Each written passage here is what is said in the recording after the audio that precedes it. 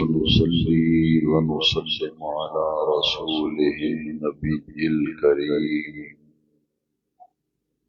وهو بالمؤمنين رؤوف رحيم. أما بعد، أعوذ بالله من الشيطان الرجيم. بسم الله الرحمن الرحيم. الأخلاء يومئذ بعضهم لبعض عدو إلا المتقين. وقال تبارك وتعالى في القرآن العظيم في مقام آخر: إن أولياؤه إلا المتقون. صدق الله مولانا العظيم. إن الله وملائكته يصلون على النبي يا أيها الذين آمنوا صلوا عليه وسلموا تسليما. الصلاة والسلام عليك يا سيدي يا رسول الله، وعلى آلك وأصحابك يا سيدي یا خاتم النبیین۔ حاضرین محترم، درس قرآن و حدیث کی ماہانہ مبارک تقریب سعید ہے، اور یہ درس قرآن و حدیث کی محفل ماہ ربیع الاخر میں منعقد ہو رہی ہے۔ اس مہینے کی 11 تاریخ کو سیدنا غوث اعظم الشیخ سید عبدالقادر جیلانی رضی اللہ تعالی عنہ کا وصال ہوا، اور آپ کے وصال کے اس مہینے میں پورے عالم اسلام میں اجتماعی طور پر اور انفرادی طور پر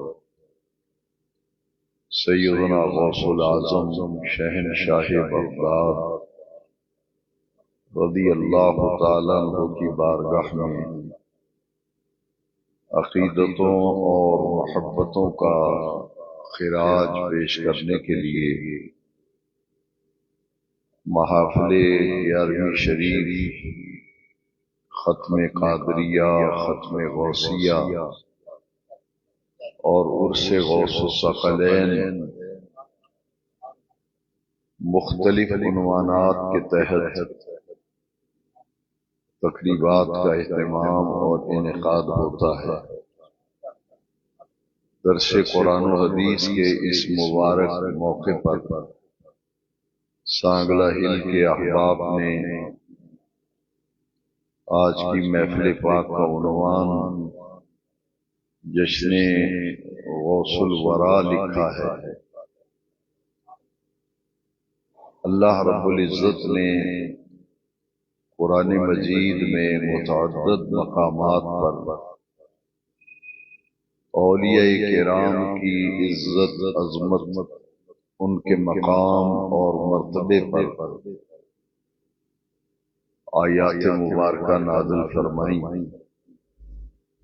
ان آیات مبارکہ میں سے 2 آیتیں تلاوت کرنے کی سعادت حاصل کی۔ اللہ رب العزت نے اولیاء کاملین کی عظمت اور ان کی معرفت، ان کے تعارف اور ان کے پہچان پر ایک جامع آیت کریمہ نازل فرمائی، اور رب کریم نے قرآن کریم میں فرمایا ان اولیاءہ الا المتقون، کہ اللہ کے ولی تو صرف وہی ہیں جن کے پاس تقوی ہے، جو صاحب تقوی لوگ ہیں، متقی ہیں، پرہیزگار ہیں۔ اللہ کے ولی تو صرف وہی ہیں۔ قرآن مجید میں 11ویں پارے میں سورہ یونس کی آیت نمبر 62 میں رب ذوالجلال نے اولیاء کاملین کا تذکرہ کیا، اور ارشاد باری تعالی ہے الا ان اولیاء اللہ لا خوف علیہم ولا هم یحزنون، خبردار آگاہ ہو جاؤ، جو اللہ کے ولی ہیں ان پر کوئی خوف نہیں، ولا هم یحزنون، نہ انہیں کسی قسم کا غم ہوگا۔ الذین آمنوا وکانوا یتقون،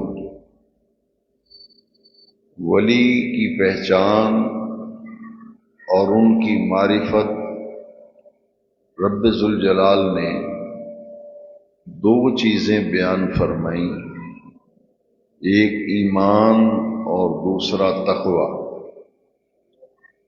الذین، یہ وہ لوگ ہیں، آمنو، جو ایمان لائے، وکانوا یتقون، اور انہوں نے تقوی بھری زندگی اختیار کی۔ اولیاء کاملین کے لیے دو چیزیں ضروری ہیں، جو صاحب تقوی نہیں، جس کے پاس پرہیزگاری نہیں، وہ اللہ کا ولی نہیں ہو سکتا، کیونکہ قرآن مجید میں اس کا تعارف، اس کی پہچان، اس کی معرفت دو چیزیں بیان کی گئیں، الذین آمنوا وکانوا یتقون، کہ ایمان اور تقوی دو چیزیں اولیاء کاملین کی پہچان ہے۔ جو آیت مقدسہ میں نے پہلے عرض کی اس میں بھی تقوی کا ذکر آیا، ان اولیاءہ الا المتقون، کہ اللہ کے ولی تو صرف وہی ہیں جو متقین ہیں، پرہیزگار ہیں۔ ان آیتوں میں غور کرنے سے یہ معلوم ہوا کہ اللہ تبارک و تعالی اپنے بندوں میں سے اور اپنی مخلوق میں سے کچھ لوگوں کو مرتبہ ولایت اور منصب ولایت کے لیے اللہ کریم چن لیتا ہے، اور اپنے بندوں میں سے چن کر انہیں مرتبہ ولایت عطا کرتا ہے، اور جو مرتبہ ولایت پہ فائز ہوتے ہیں، جنہیں مقام ولایت عطا کیا جاتا ہے، مرتبہ ولایت دیا جاتا ہے، قرآن مجید کی اصطلاح میں انہیں اولیاء اللہ کہا جاتا ہے۔ اسی 11ویں پارے میں سورہ یونس کی آیت نمبر 62 میں انہیں اولیاء اللہ کا لقب، اولیاء اللہ کا ٹائٹل اور نفوس قدسیہ کے لیے اولیاء اللہ کا لفظ قرآن میں استعمال ہوا، اور اولیاء اللہ یہ ولی اللہ کی جمع ہے۔ ولی اللہ کا معنی ہے اللہ کا دوست،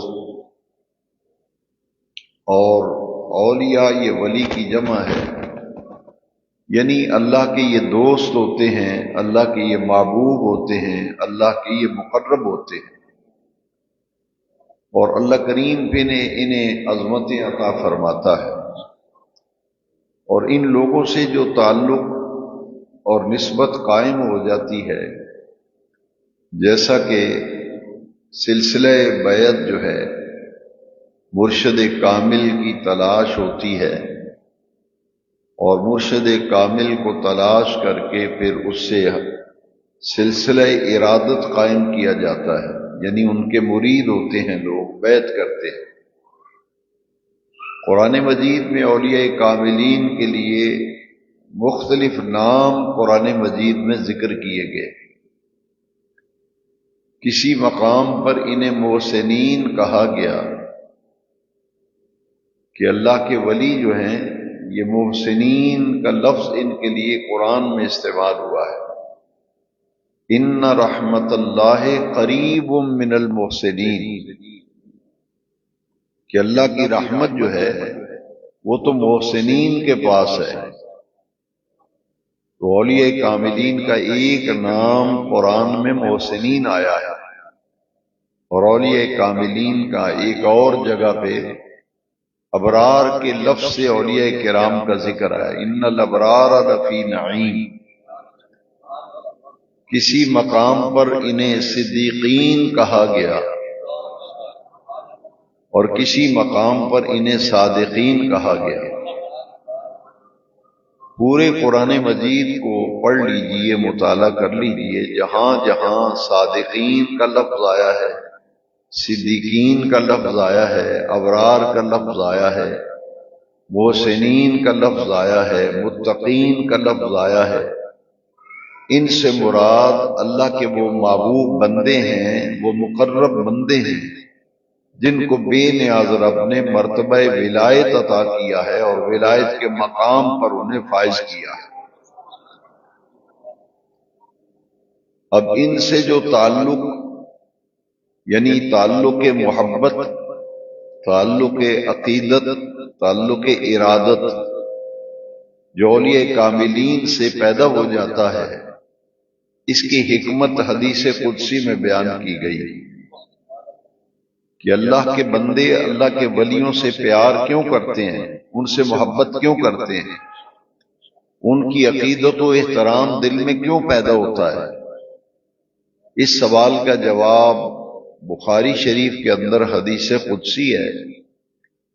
اللہ کریم نے ارشاد فرمایا، لا یزال عبدی یتقرب الی بالنوافل، کہ میرا بندہ فرضوں کی پابندی کے بعد، فرائض کی پابندی کے بعد نفلی عبادت کی کثرت کرتا ہے، اور جب وہ نفلی عبادت کی کثرت کرتا ہے فرائض کی پابندی کے بعد، تو اللہ کریم فرماتے ہیں فَأَحْبَبْتُهُ، مجھے اس بندے سے محبت ہو جاتی ہے۔ اسی لیے اولیاء کاملین کے لیے 3 لفظ ہمیشہ ذہن میں رکھا کریں۔ میں اکثر اپنے دروس کے اندر اور بیانات کے اندر اور خطابات میں یہ بات سمجھاتا رہتا ہوں، جتنے بھی اللہ کے ولی ہیں ان کے لیے 3 لفظ ہر سننے والے کے ذہن میں ہمیشہ موجود ہونے چاہیے۔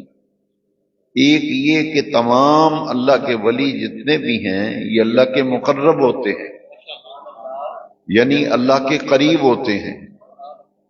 دوسرا لفظ ہے کہ یہ اللہ کے محبوب ہوتے ہیں، یعنی اللہ ان سے محبت فرماتا ہے۔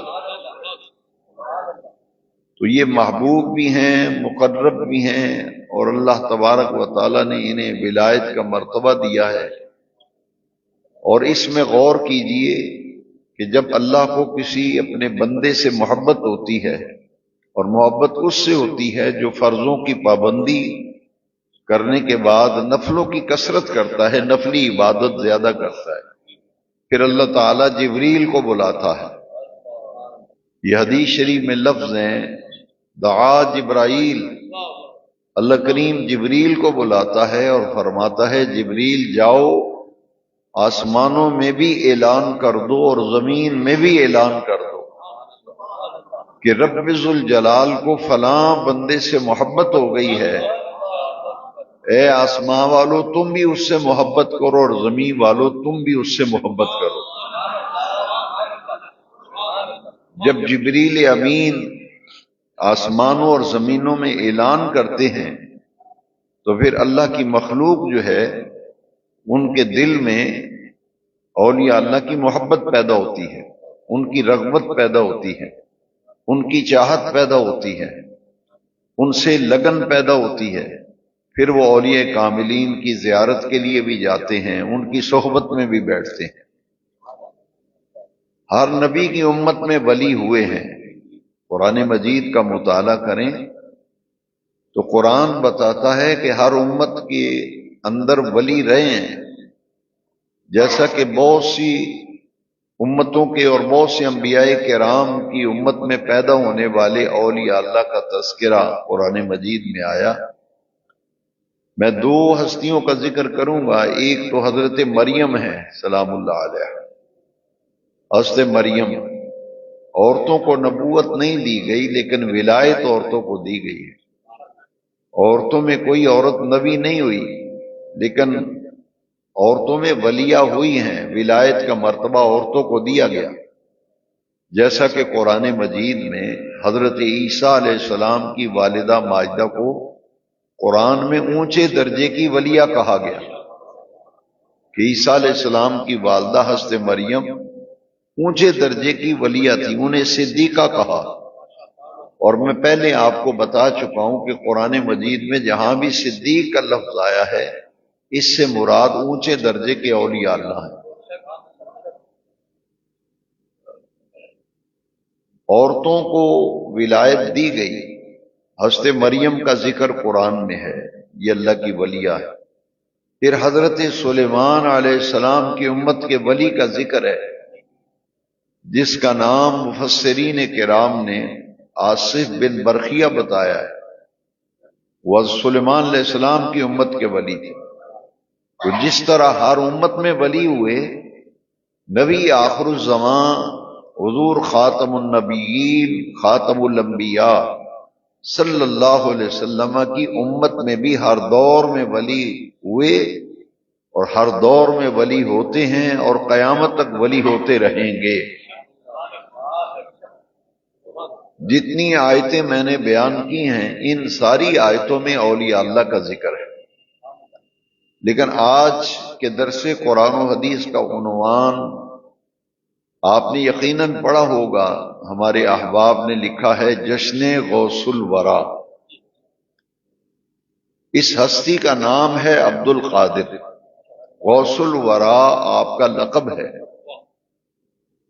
اور آپ کا اسم مبارک نام نامی اسم گرامی عبد القادر ہے، اور آپ کے والد ماجد کا نام حضرت ابو صالح موسیٰ جنگی دوست علیہ الرحمہ، یہ آپ کے والد ماجد کا نام ہے، اور آپ کی والدہ ماجدہ کا نام ام الخیر فاطمہ ہے رضی اللہ تعالیٰ۔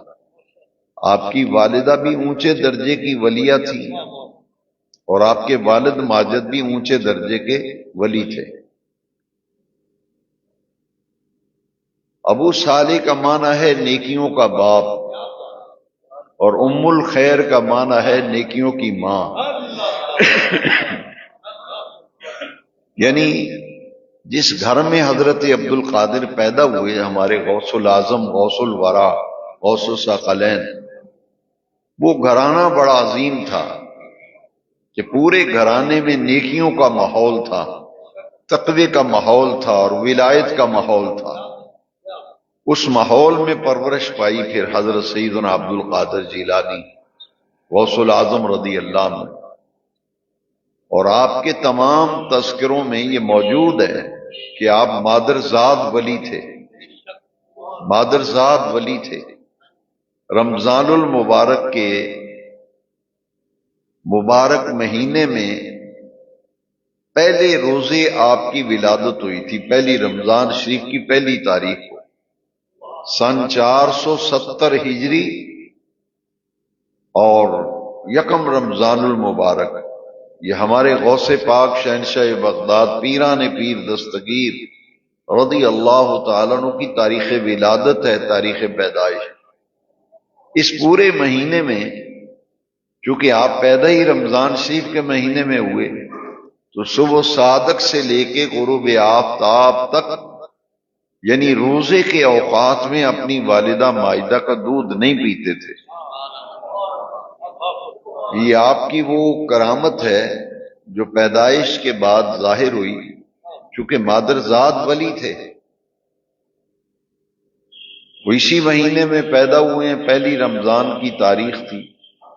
اور پورے مہینے میں اپنی والدہ ماجدہ کو دودھ نہیں پیا آپ نے، اور پھر حضور کی امت کے اندر قیامت تک ولی ہوتے رہیں گے، لیکن تمام اولیاء کاملین میں حضرت غوث العظم کو اللہ تبارک و تعالی نے چن کر سب سے ممتاز بنایا ہے۔ ولایت کے مختلف درجات ہیں، اور حضرت سلطان العارفین سلطان باہو رحمت اللہ تعالی علیہ کی کتاب ہے محق الفقراء، اس میں آپ نے ولایت کی 24 منزلیں لکھی ہیں۔ ان 24 منزلوں میں سے ایک منزل ہے غوث اعظم۔ تو پوری امت کے اندر غوث اعظم صرف سیدنا عبد القادر جیلانی ہے رضی اللہ۔ تمام اولیاء کاملین کا اس بات پر اتفاق ہے کہ قیامت تک غوث پیدا ہوتے رہیں گے، لیکن غوث اعظم کوئی نہیں ہوگا۔ غوث اعظم شہنشاہ بغداد پیران پیر دستگیر کی ذات، اور تمام اہل سنت کہلانے والے اولیاء کاملین سے محبت و پیار کرنے والے یہ بات اچھی طرح سے سمجھ لیں کہ غوث اعظم درمیان اولیاء، غوث اعظم درمیان اولیاء، چوں محمد درمیان انبیاء صلی اللہ علیہ وسلم۔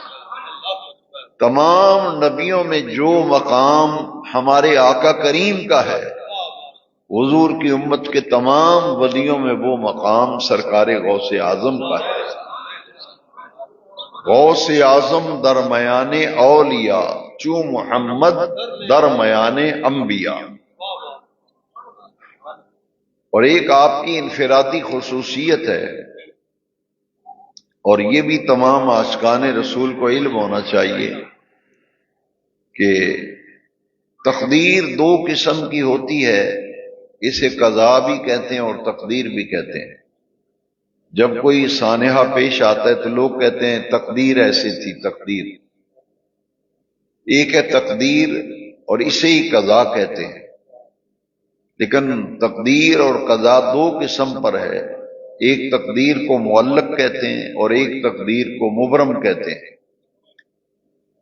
تقدیریں بدلتی ہیں، تقدیریں، کیونکہ قرآن مجید کی آیت ہے یمحو اللہ ما یشاء ام الکتاب، لکھتا بھی رب تعالی ہے اور مٹاتا بھی رب تعالی ہے، قرآن کی آیت ہے۔ لیکن اس تقدیر کے متعلق مفسرین نے فرمایا وہ تقدیر معلق ہے۔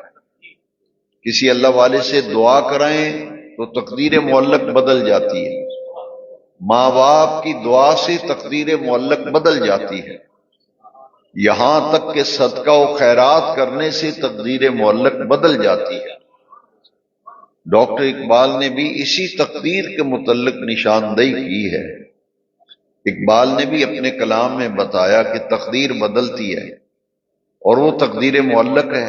اقبال کہتے ہیں کہ نگاہ مرد مومن سے بدل جاتی ہیں تقدیریں، نگاہ مرد مومن سے بدل جاتی ہیں تقدیریں، جو ہو ذوق یقین پیدا تو کٹ جاتی ہیں زنجیریں۔ تو یہ تقدیر معلق ہے، لیکن تقدیر مبرم نہیں بدلا کرتی۔ یہ بات بڑے غور سے سمجھنے والی ہے کہ حضور کی امت میں صحابہ و اہل بیت کے بعد پوری امت کے اولیاء میں اکیلے غوث العظم کو یہ مقام ملا،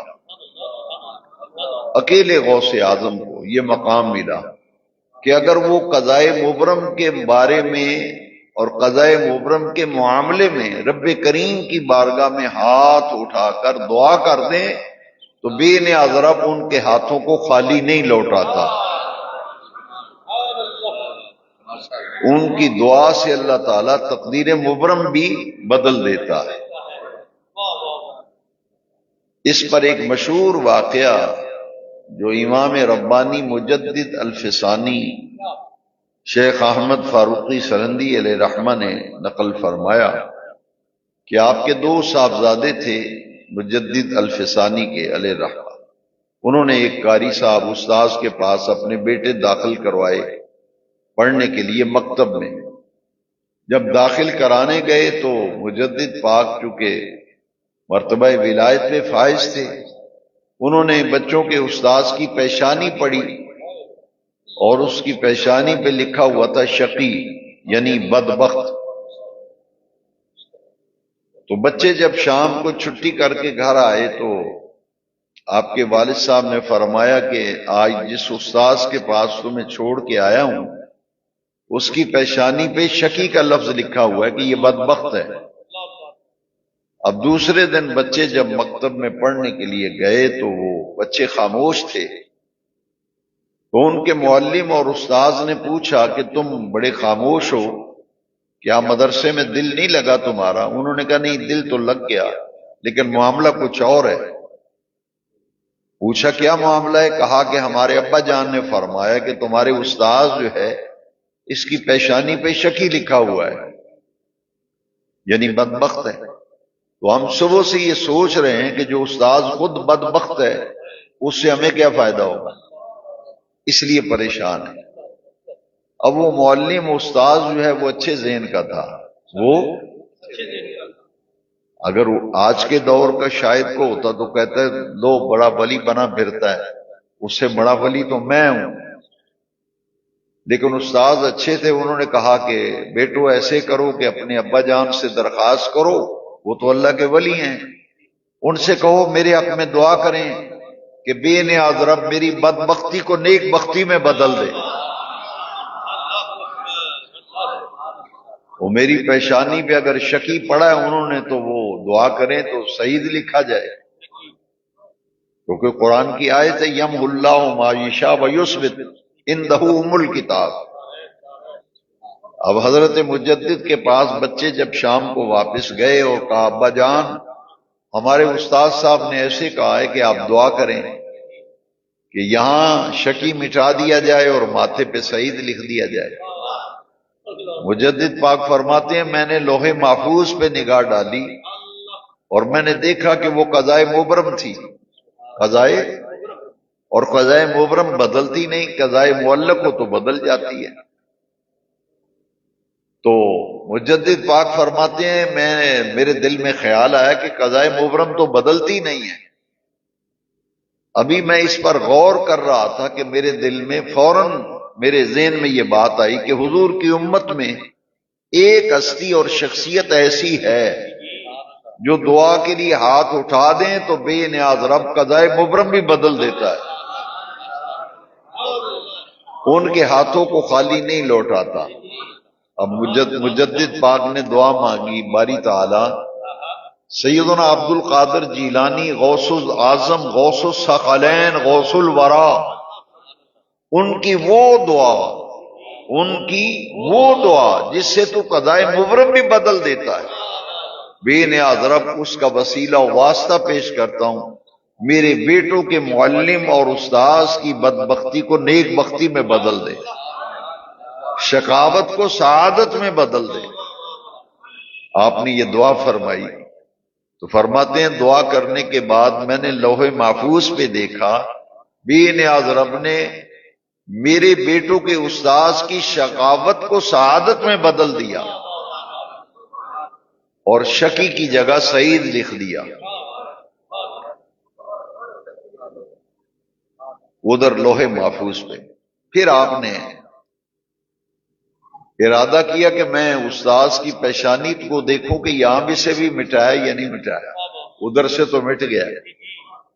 فرماتے ہیں میں مکتب میں گیا، میں نے بیٹوں کے استاذ کی فیس ریڈنگ کی، ان کی پیشانی پڑھی تو بے نیاز رب نے شقی کی جگہ سعید لکھ دیا تھا۔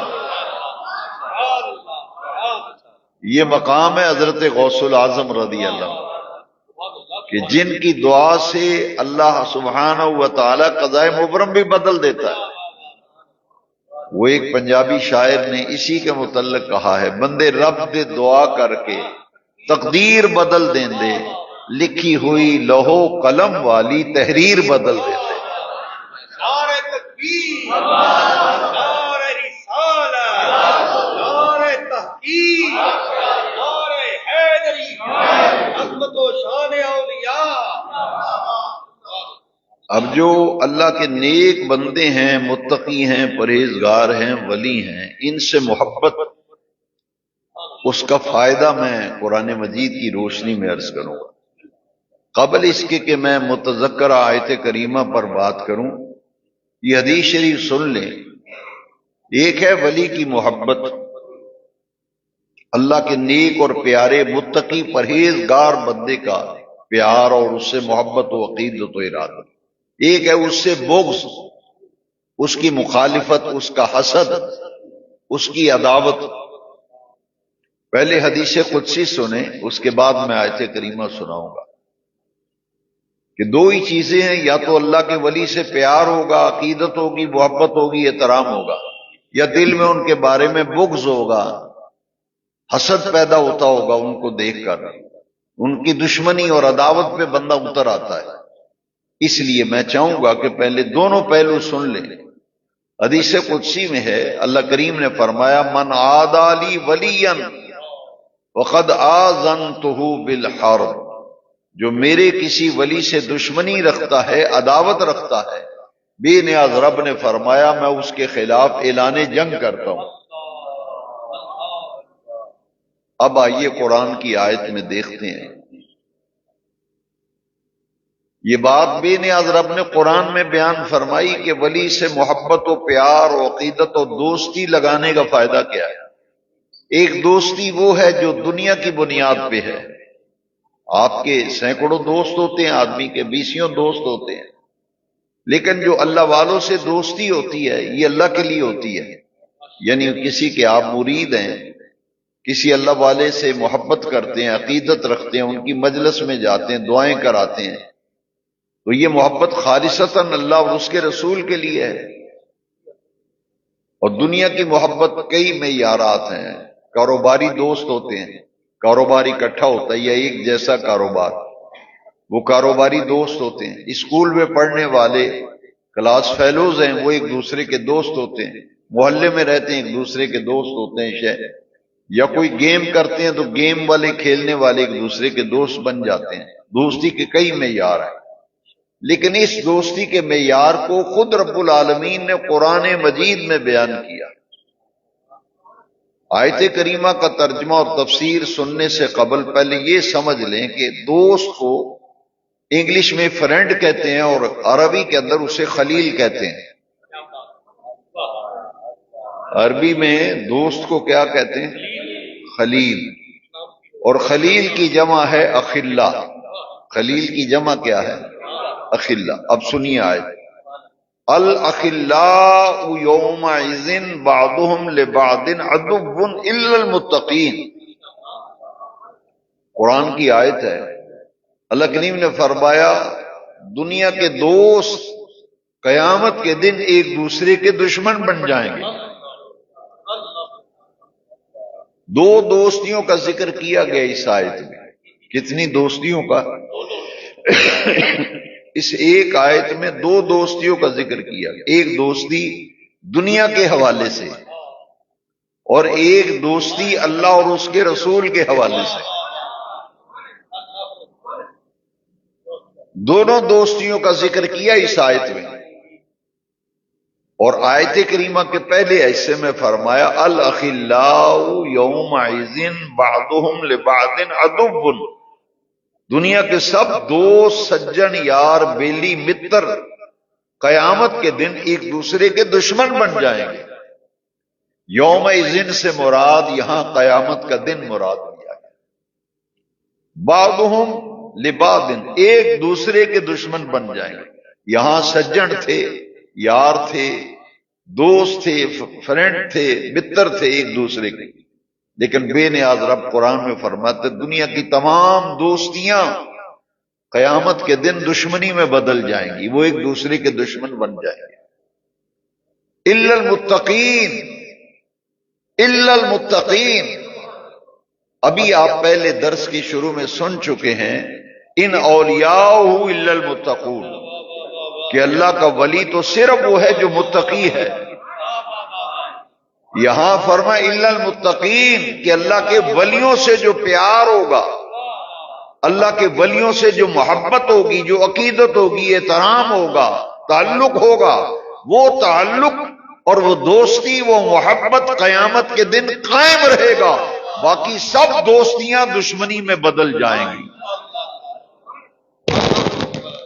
بعضهم لبعض عدو، عدو دشمن کو کہتے ہیں، قرآن کی آیت ہے، کوئی لطیفہ نہیں، کوئی قصہ کہانی نہیں۔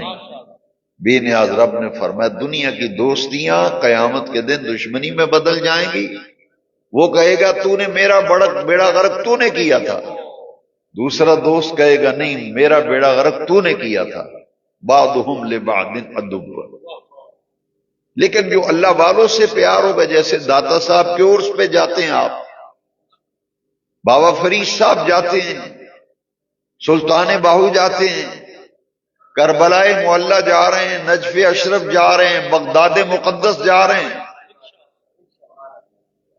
تو یہ جو اللہ والوں سے پیار اور محبت ہے یہ صرف قیامت کے دن قائم رہے گا۔ یہ صرف قیامت کے دن صرف یہی تعلق قائم رہے گا، باقی سب تعلق نہ صرف ختم ہوں گے بلکہ عداوت و دشمنی میں بدل جائیں گے۔ تو پھر کیوں نہ دوستی ان سے لگائیں جن کی دوستی اتنی پکی ہے جو قیامت کے دن بھی ختم نہیں ہوگی۔ یہ تو قیامت کے دن بھی ختم نہیں ہوگی، یہ قائم رہے گی، اور یہ اللہ والے ہیں۔ قرآن مجید میں اللہ کریم نے کئی مقامات پر فرمایا، ایک دو مقام میں عرض کرتا ہوں چونکہ وقت اتنا ہوتا ہے مغرب سے عشاء تک۔ وَاتَّبِعْ سَبِيلَ مَنْ أَنَابَ إِلَيَّ۔ کئی لوگوں کو بڑی عجیب قسم کی باتیں سننے کو ملتی ہیں کہ آپ ولیوں کے پاس کیا لینے جاتے ہو، پیروں فقیروں کے پاس کیا رکھا ہے۔ تو میں ان سب دوستوں سے یہ کہوں گا کہ قرآن پڑھا کرو، قرآن میں غور کیا کرو۔ قرآن کیا کہہ رہے ہیں؟ وَاتَّبِعْ سَبِيلَ مَنْ أَنَابَ إِلَيَّ۔ اللہ کریم فرماتا ہے ان کے پیچھے چلو، ان کی پیروی کرو۔ من اناب الیہ، جو ہر معاملے میں میری طرف رجوع کرتے ہیں، تم بس ان کی پیروی کیا کرو، ان کے پیچھے پیچھے چلا کرو۔ واتبع سبیل من اناب الیہ۔ ولیوں کا ایک نام قرآن سے منیب بھی ثابت ہوا۔ منیب کا معنی ہے، بعض بچوں کے نام منیب ہوتا ہے، منیب کا معنی ہے اپنے ہر معاملے میں اللہ کی طرف رجوع کرنے والا۔ تو ولی ہوتا ہی وہ ہے، ولی ہوتا ہی وہ ہے کہ جو ہر معاملے میں اللہ کی طرف رجوع کرتا ہے۔ بے نیاز رب فرماتا ہے جو میری طرف رجوع کرنے والے ہیں بس تم ان کے ساتھ ان کے پیچھے پیچھے چلو۔ اور میں نے پہلے عرض کیا کہ ولیوں کا ایک نام قرآن میں صادقین آیا، ایک صدیقین آیا۔ دیکھیے آیت کریم، اتقوا اللہ وَقُونُوا مَعَ الصَّادِقِينَ۔ اللہ کا تقوی اختیار کرو، وہ جو صادقین ہیں ان کے ساتھ ہو جاؤ، ان کے ساتھ جڑ جاؤ، یعنی ولیوں کے ساتھ جڑ جاؤ جو صاحب تقوی ہیں، متقی ہیں، پرہیزگار ہیں، ان کے ساتھ جڑ جاؤ، ان کے ساتھ تعلق محبت و عقیدت و پیار قائم کر لو، کیونکہ یہ تعلق قیامت کے دن قائم رہے گا، باقی سب تعلق قیامت کے دن ختم ہو جائے گا۔ حدیث شریف میں ہے کہ نبی کریم علیہ السلام نے فرمایا المرء ما من احب، المرء ما من احب، قیامت کے دن بندہ اس کے ساتھ ہوگا جس سے دنیا میں محبت کرتا ہوگا۔ تو جو اللہ والوں سے محبت کرتا ہے، ولیوں سے پیار کرتا ہے، وہ محروم نہیں رہے گا، قیامت کے دن وہ اللہ کے ولیوں کے ساتھ ان کا حشر ہوگا۔ میرے غوث اعظم شہنشاہ بغداد ان کاملین میں سے ہیں، اور تصوف کے 4 سلسلے ہیں۔ کتنا ٹائم ہو رہا ہے؟ آپ کیا ٹائم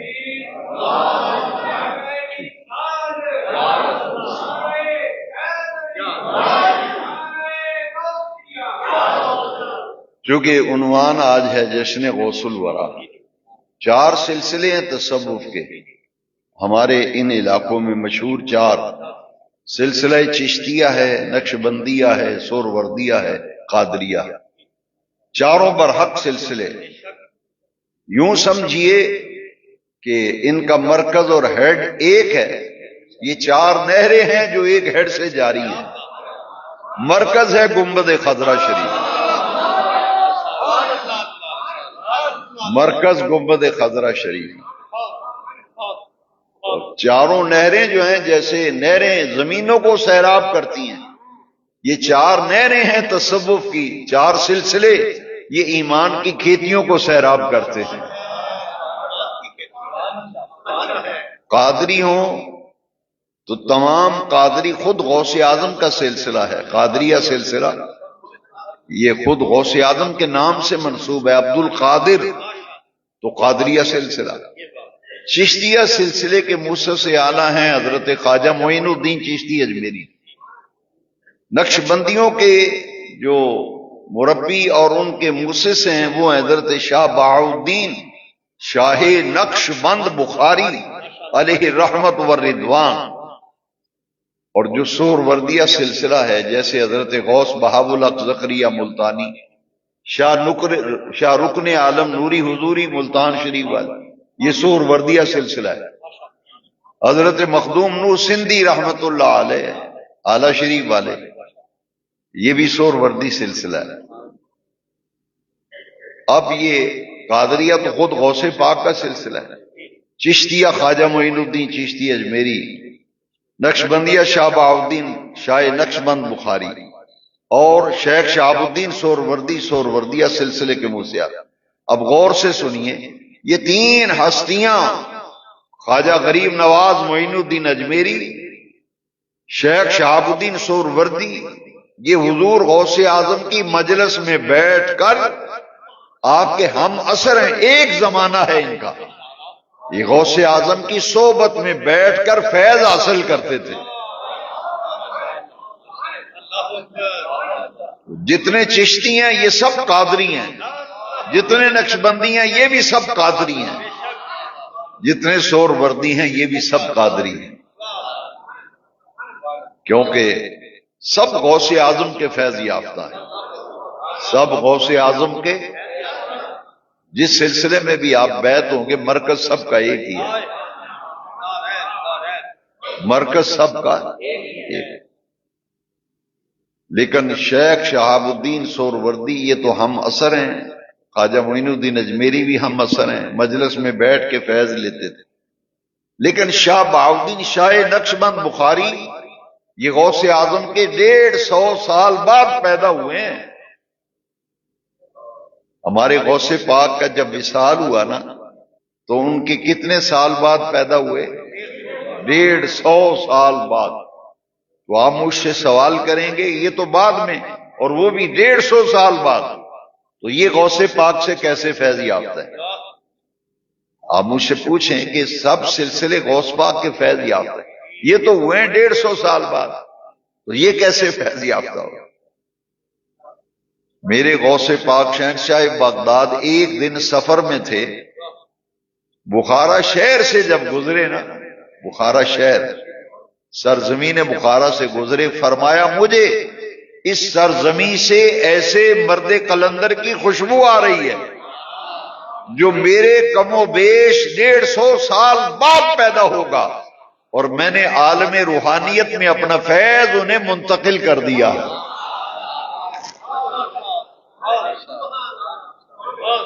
یہ 150 سال بعد ہوئے، لیکن غوث پاک نے عالم روحانیت میں انہیں فیض منتقل کیا.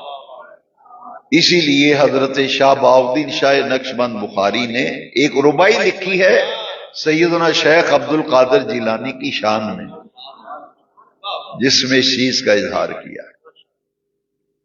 اور میرے غوث پاک حضور کے وہ لاڈلے بیٹے ہیں کہ والد باجت کی طرف سے غوث الورا سیدنا عبد القادر جیلانی، انہیں 11ویں والی سرکار بھی کہتے ہیں، پیران پیر بھی کہتے ہیں، شہنشاہ بغداد بھی کہتے ہیں. والد ماجد کی طرف سے حسنی سید اور والدہ ماجدہ کی طرف سے حسینی سید. اسے کہتے ہیں نجیب الطرفین، نجیب الطرفین، حسنی حسینی سید. اور میری اعلی حضرت عظیم البرکت مجدد دین و ملت امام الشاہ احمد رضا خان حنفی قادری نور اللہ مرقدہ نے بڑا پیارا نقطہ سمجھایا. فرمایا کہ نبی کریم علیہ السلام تو رب سے گناہگاروں کو بخشوائیں گے نا. حضور ہمارے نبی پاک ہمارے رسول کریم صلی اللہ علیہ وسلم اپنی امت کے گناہگاروں کو رب سے بخشوائیں گے، یعنی شفاعت کریں گے، شفاعت فرمائیں گے. لیکن میرے امام فرماتے ہیں غوث پاک نبی پاک سے معافی لے کے دیتے ہیں اور نبی پاک رب سے معافیاں لے کے دیتے ہیں. میرے امام نے فرمایا تیری سرکار میں لاتا ہے رضا. شفیع کا معنی ہے سفارشی، شفاعت کرنے والا.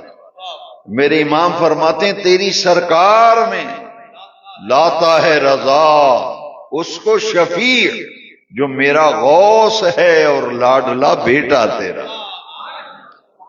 جو میرا غوث ہے اور لاڈلا بیٹا تیرا. حضور غوث پاک نبی پاک تک ہماری عرضیں پہنچاتے ہیں اور نبی کریم علیہ السلام رب کی بارگاہ تک ہماری شفاعت فرماتے ہیں. اللہ اکبر. خطیب پاکستان مولانا محمد شفیع اوقاڑوی رحمۃ اللہ علیہ بڑے ہمارے نامور خطیب گزرے ہیں. ان کی تقریر میں نے بچپن میں سنی تھی، پرائمری سکول میں پڑھتا تھا اس زمانے میں. انہوں نے ایک بڑا پیارا نقطہ اپنے انداز میں سمجھایا تھا. مسجد میں ایک بہت بڑی گھڑی لگی ہوئی تھی. انہوں نے فرمایا بھائی اس گھڑی کو سب دیکھو 11 کے بعد کیا لکھا ہے. تو سارے لوگ بولے 11 کے بعد کیا ہے؟ فرمایا اچھا 11 کے بعد 12 ہے. فرمایا دیکھو 12 کے بعد آگے کیا لکھا ہے، 12 کے بعد کیا لکھا ہے. تو سارے مجمع نے کہا کہ 11 کے بعد لکھا ہے 12 اور 12 کے بعد لکھا ہے. تو فرمایا 11ویں والا 12ویں والے سے ملاتا ہے، 12ویں والا ایک سے ملاتا ہے. 11ویں والا 12ویں والے سے ملاتا ہے اور 12ویں والا ایک سے ملاتا ہے. پچھلے مہینے آپ نے ربیع الاول کی 12ویں شریف منائی، اس مہینے میں 11ویں شریف منا رہے ہیں. کیوں؟ اس لیے کہ 11ویں والا 12ویں والے سے ملاتا ہے اور 12ویں والا ایک سے ملاتا ہے. تیری سرکار میں لاتا ہے رضا. اعلیٰ حضرت نے اپنے انداز میں سمجھایا تیری سرکار میں لاتا ہے رضا اس کو شفیع جو میرا غوث ہے اور لاڈلا بیٹا ہے. میرے غوث پاک نے یہ فرمایا کہ مرید ہونے کا فائدہ کیا ہے. غوث پاک نے سمجھایا آپ چشتی سلسلے میں مرید ہوں، آپ قادری میں مرید ہوں، آپ سوروردی میں ہوں، نقشبندی میں ہوں، یہ میرا اپنا ایک تحقیق اور ذوق ہے. یہ سب قادری ہیں.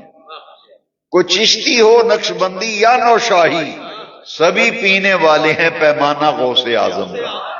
خدا کے فضل سے ہم پر ہے سایہ غوث اعظم کا، دونوں جہاں میں ہے ہمیں سہارا غوث اعظم. ہاں دونوں جہاں میں سہارا.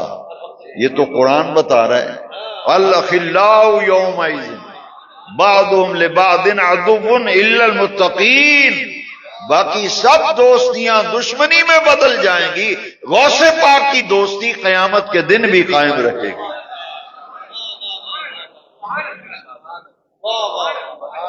غوث پاک فرماتے ہیں مرید ہونے کا فائدہ کیا ہے. کسی بھی مبارک سلسلے میں پیر کامل ہو، مبارک سلسلہ ہو، متصل ہو، تو فرمایا کہ اس وقت تک مرے گا نہیں جب تک توبہ نہ کر لے. سب سے مرید ہونے کا بڑا فائدہ یہ ہے کہ مرنے سے پہلے بے نیاز رب توبہ کی توفیق دے گا. غوث پاک فرماتے میں نے اپنے رب سے دعا کی تھی، میرے رب نے میری دعا قبول کر لی. میں نے عرض کیا تھا باری تعالیٰ میرا کوئی مرید اس وقت تک مرے نہ جب تک توبہ نہ کر لے. میرے رب کریم نے میری دعا کو قبول کر کے مجھ سے وعدہ کیا ہے اے عبد القادر جو قادری سلسلے میں بیعت ہوگا نہیں مرے گا اس وقت تک جب تک توبہ نہ کر لے. نعرہ تکبیر، نعرہ رسالت،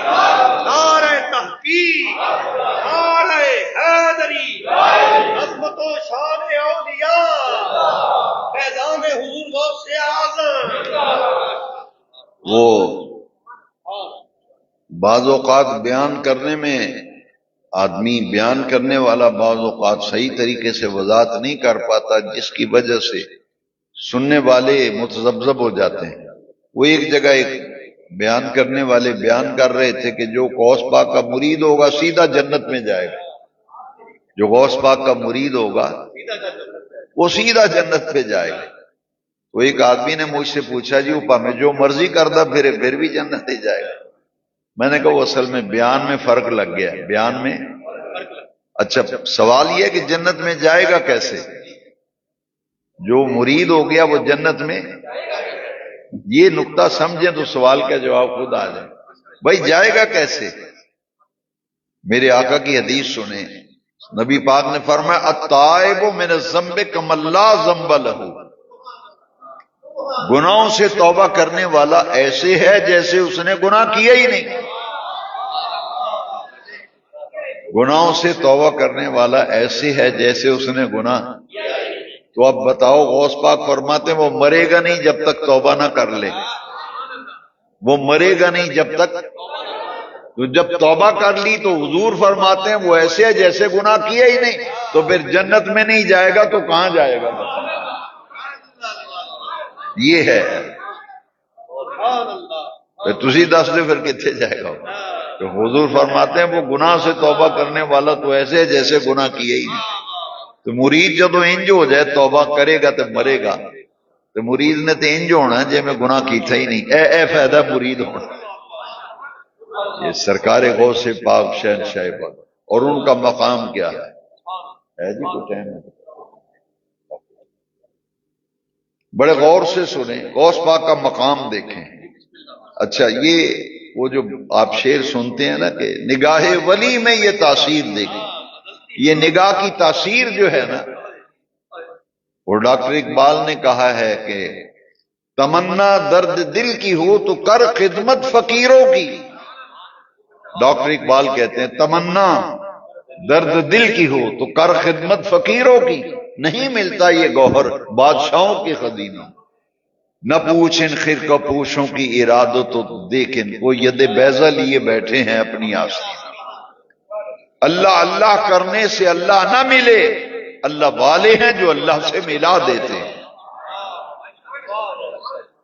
یہ نگاہ جو ولی کی نگاہ کہاں تک کام کرتی ہے؟ مجدد پاک کا نہیں سنا آپ نے؟ بھئی ہم سب ایک دوسرے کی پیشانیاں دیکھ رہے ہیں، نہ آپ کو پتہ ہے نہ مجھے پتہ ہے۔ تو مجدد پاک تو پیشانی دیکھ کے کہتے ہیں متھے تے لکھے ہے بدبخت، تو دعا کی یا اللہ میرے بیٹوں کے استاذ کی بدبختی کو نیک رکھے۔ یہ ولی کی نگاہ کہاں تک کام کرتی ہے؟ میرے غوث پاک ممبر پہ واز کر رہے ہیں، واز کر رہے ہیں، 70,000 کا مجمع ہے، 70,000 کا مجمع۔ یہ غوث پاک کی کرامت تھی، اس زمانے میں ساؤنڈ سسٹم نہیں تھا، نہ لاؤڈ اسپیکر تھا۔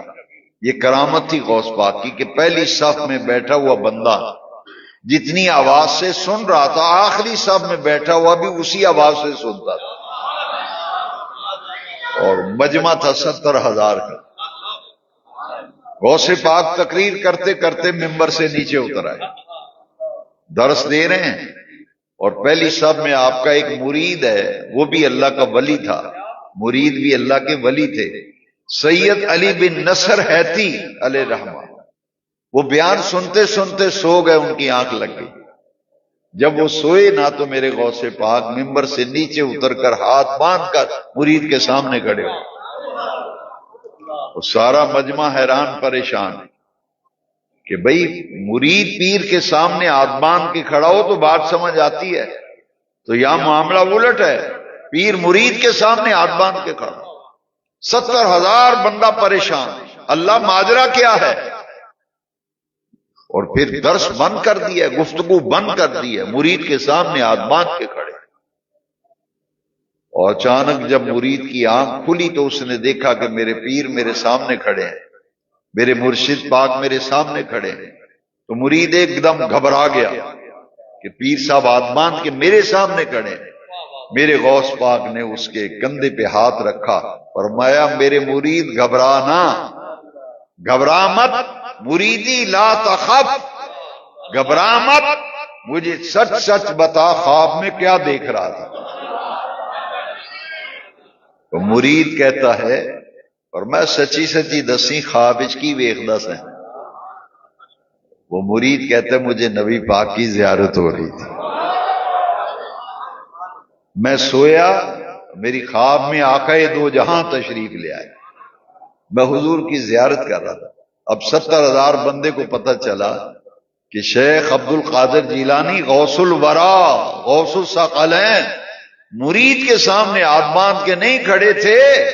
بظاہر تو مرید کے سامنے ہیں، لیکن در حقیقت مرید کے خواب میں آمنہ کے لال کی جلوہ گری تھی، تو وہ اپنے آقا کریم کے ادب میں ہاتھ باندھ کے کھڑے تھے۔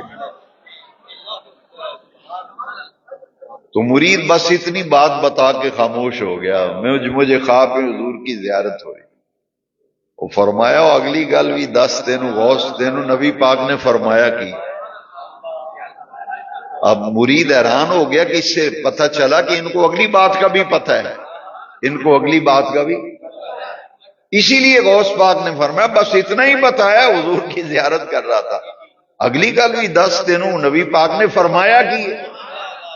علی بن نصر ہیتی پانی پانی ہو گیا اور عرض کرتا ہے یا غوث العظم یا غوث الورا، مجھے نبی پاک نے فرمایا علی بن نصر ہیتی عبد القادر دا بوا نہ چھڈی، عبد القادر کی چوکھٹ نہ چھوڑ۔ شہنشاہ بغداد غوث پاک کا یہ مقام ہے۔ وہ خواب میں حضور کی زیارت کر رہے ہیں، میرے غوث پاک دیکھ رہے ہیں کہ میرے مرید کے خواب میں نبی پاک آئے ہیں۔ غوث پاک وہ دیکھ کر ممبر سے نیچے اتر کر مرید کے سامنے ہاتھ باندھ کے کھڑے۔ شکر ہے کہ اللہ کریم نے ہمیں سرکار غوث اعظم کی محبت، ان کی عقیدت عطا فرمائی ہے۔ یہ وہ محبت ہے جو قیامت کے دن بھی کام آنی۔ الاخلاء، آج کا درس اسی آیت پہ، الاخلاء یومئذ بعضهم لبعض عدو الا المتقین، کہ اللہ کے ولیوں سے جو پیار ہے، جو محبت ہے، جو عقیدت ہے، ارادت ہے، احترام ہے، یہ تو قیامت کے دن برقرار رہے گا۔ باقی ساری محبتیں اور پیار اور دوستیاں قیامت کے دن ختم ہی صرف نہیں ہونی بلکہ دشمنی میں بدل جائیں۔ آپ خوش قسمت ہو، داتا صاحب کا عرس ہو تو آپ حاضری دیتے ہو، بابا فرید صاحب کا عرس ہو عاشقان رسول جاتے ہیں، 11ویں شریف کا مہینہ ہے، گھر گھر غوث پاک کی 11ویں، گھر گھر غوث پاک۔ اللہ کریم توفیق دے اور ہمیں اپنے پیاروں کی محبت عطا فرمائے۔ وآخر دعوانا، مختصر سا ذکر کرتے ہیں اور اس